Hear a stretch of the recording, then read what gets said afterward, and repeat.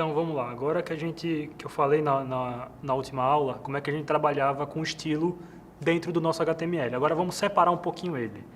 Eu vou criar aqui um novo arquivo na mesma pasta, vou chamar aqui de style.css, que é padrão, nome de convenção, tá? Então, um nome comum que você vai encontrar em todo lugar vai ser geralmente style.css. Nesse caso daqui, ó, a gente tem para trabalhar o body, o H1 e o P, né, que são as nossas tags. Vou mexer primeiro no body. Vou dar aqui body, vou escrever margem para ele. Vou pegar uma margem de 24 pixels. Eu vou pegar um padding para ele de 12 pixels, para ele não ficar tão apertado. Vou deixar a fonte dele, né, o font size, de colocar de 45 pixels, tá? Estou salvando o arquivo, mas não está alterando nada ao nosso site. Por quê? Porque aqui são arquivos independentes. O arquivo do HTML ele não sabe da existência desse arquivo do CSS. Ele não vai pegar automaticamente. A gente tem que mostrar para ele. Então a gente vem aqui no nosso cabeçalho. Eu vou colocar aqui depois do charset, colocar um link. Tá vendo que ele já vai me sugerir aqui, por causa do Copilot, né? Ele vai me dar um rel, porque é relativo ao quê? É a minha style sheet, né? É a minha planilha, né, de estilos. E o href, que é a referência, que é o style.css. Aí agora sim, os meus efeitos estão se alterando aqui.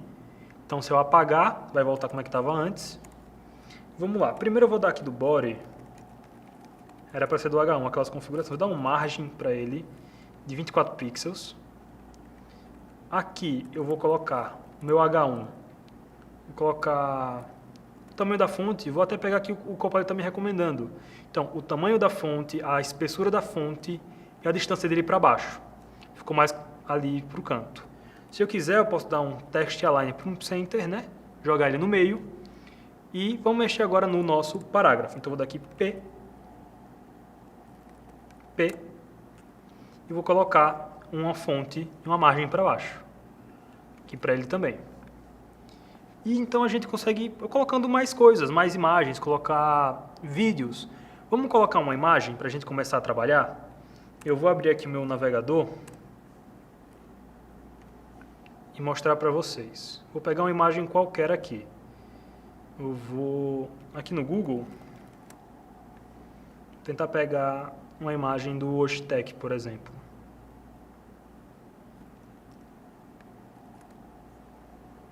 Então vou pegar aqui Oshtec. Vou pegar aqui as imagens.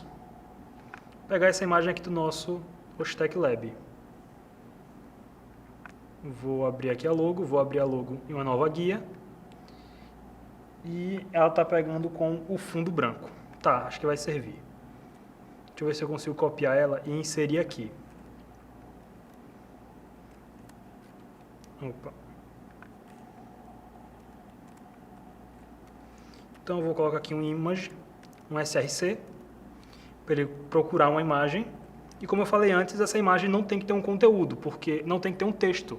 Porque a imagem é uma imagem por si só. Vou colocar aquele link grandão. E eu não sei se ele está aparecendo porque ele é branco e o fundo é branco. Vamos ver se ele está reconhecendo. Então, vou dar aqui no body, vou dar um... No body não, vou colocar no nosso texto inteiro. Daqui, o asterisco é tudo, né? Ou seja, é toda a nossa pasta. Eu vou colocar background color, vou colocar ele de vermelho. E está lá a nossa imagem do Oshtec. Deixa eu até colocar laranja, que combina mais com as cores do programa. E a gente tem aqui a nossa imagem. Só posso vir aqui na imagem, eu estou achando ela muito pequena. Eu posso aumentar o tamanho dela em 100% e deixar ela mais centralizada. Deixa eu até deixar essa margem para baixo. Não vai fazer muita diferença, porque não vai ter nada embaixo dela agora. Vou colocar uma margem para a direita, eu estou achando que ela está muito para a direita. Ela está muito para a direita. Então, vou dar aqui uma margem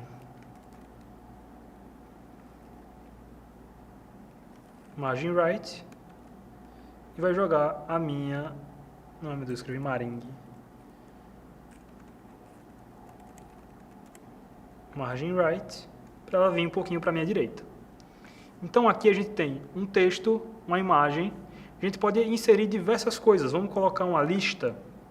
Aqui então, a lista é trabalhada por LI, tá? Então sempre que eu for escrevendo algum texto aqui dentro, ele vai ser um texto de uma lista. E ele cria com um pontinho, mas se a gente quiser, a gente pode trabalhar com a lista sem o pontinho, que é uma UL. Então eu posso colocar uma UL aqui que vai trabalhar, por exemplo, olha o Copilot configurando um monte de coisa para mim. Deixa eu desabilitar o Copilot. Então aqui é uma lista não numerada, né, que chama, uma lista sem esses pontos. Eu vou criar, eu tinha desabilitado o Copilot. Tá, acho que está desligado. Então eu posso criar aqui um texto qualquer. Esse texto, inclusive, pode ser outra tag.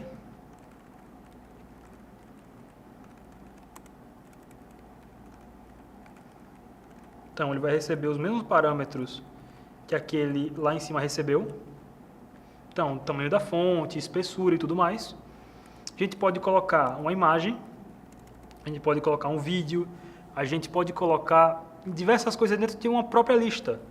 Mas qual é a diferença? Qual que é a vantagem? É que a lista ela já vai deixar tudo em sentido de lista. Então, eu vou colocar aqui lista 1. E ele vai alinhando. Por que o H1 está lá no meio? Porque esse H1 do lista 1, ele está recebendo os mesmos parâmetros que esse aqui está. Então, sempre que for H1, ele vai trabalhar dessa maneira. Então, a gente tem que deixar isso mais específico.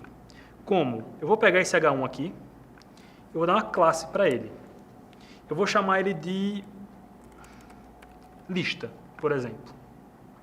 Vou salvar. Eu vou aqui na minha lista, né? Eu coloquei como UL, então vai ser UL.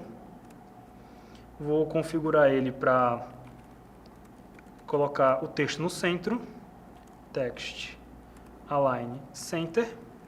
Então, o meu texto qualquer lá, né, o meu parágrafo foi para o meio também. E eu vou colocar que a cor dele, não, a cor vou deixar só o H1, vou trocar a cor só do H1. Eu vou vir aqui, UL ponto, que ponto é referente à minha classe, e vou chamar aqui de lista. E ele vai perguntar o que eu quero fazer, vou colocar como a cor vai ser branca. Então, tá vendo que é o mesmo H1, só que eu posso trazer diferentes atributos para ele. Eu posso colocar um tamanho de fonte diferente, font size, posso colocar de 64 pixels, vai ficar uma fonte gigantesca, mas ele é um H1 tanto quanto o Aula 1 do Oshitec, porém ele é trabalhado de uma maneira diferente. Por quê? Porque eu trabalhei com especificidade. Se a gente vir aqui colocar o mouse em cima de H1, tem ali, ó, especificação do seletor, 001. Por que é 001? 0 porque ele não tem o ID, 0 porque ele não tem uma classe e 1 porque ele é um elemento.